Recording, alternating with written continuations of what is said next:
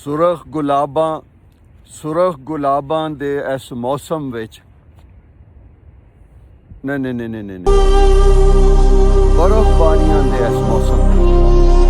ਬਰਫ਼ਬਾਰੀਆਂ ਦੇ ਇਸ ਮੌਸਮ ਵਿੱਚ ਰਾਵੀ ਸਤਲੁਜ ਜੇਹਲਮ ਸਿੰਧੂ ਤੇ ਚਨਾਬ ਹੋਣਾ ਚਾਹੀਦਾ। ਰਾਵੀ ਸਤਲੁਜ ਜੇਹਲਮ ਸਿੰਧੂ ਤੇ ਚਨਾਬ ਹੋਣਾ ਚਾਹੀਦਾ। ਦੁਨੀਆ ਦੀ ਹਰ ਨੁਕਰੇ ਵਿੱਚ ਇੱਕ ਪੰਜਾਬ ਹੋਣਾ ਚਾਹੀਦਾ।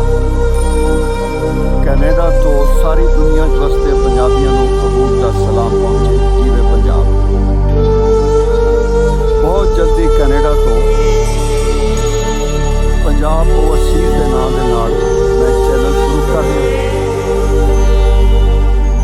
ਓਵਰਸੀਜ਼ ਪੰਜਾਬ ਲਈ ਮੈਨੂੰ ਸਾਰੀ ਦੁਨੀਆ 'ਚ ਵਸਦੇ ਪੰਜਾਬੀਆਂ ਨੂੰ ਤੁਹਾਡੇ ਸਾਰਿਆਂ ਦੀ ਅੱਲਾਸ਼ੇਰੀ, ਆਸ਼ੀਰਵਾਦ, ਸਪੋਰਟ ਤੇ ਦੁਆਵਾਂ ਚਾਹੀਦੀਆਂ। ਪੰਜਾਬ ਓਵਰਸੀਜ਼ ਸਾਰੀ ਦੁਨੀਆ ਦੇ ਵਸਦੇ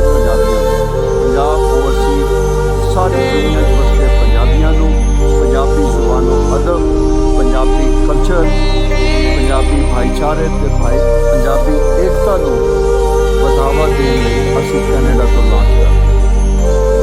ਬਹੁਤ ਜਲਦੀ ਅਸੀਂ ਇਹਦੇ ਬਾਰੇ ਪੂਰੀ ਤਫਸੀਲ ਤੇ ਇਨਫੋਰਮੇਸ਼ਨ ਸਾਡੇ ਨਾਲ ਜੁੜੇ ਰਹੋ। ਤੇ ਸਭ ਤੋਂ ਵੱਡੀ ਤੇ ਅਹਿਮ ਗੱਲ, ਪੰਜਾਬ ਓਵਰਸੀਜ਼ ਨੂੰ ਬਿਹਤਰ ਬਣਾਉਣ ਲਈ ਤੁਸੀਂ ਸਾਨੂੰ ਜੋ ਸਲਾਹ ਤੇ ਮਸ਼ਵਰਾ ਦੇ ਸਕਦੇ ਹੋ ਸਭ ਕੁਝ।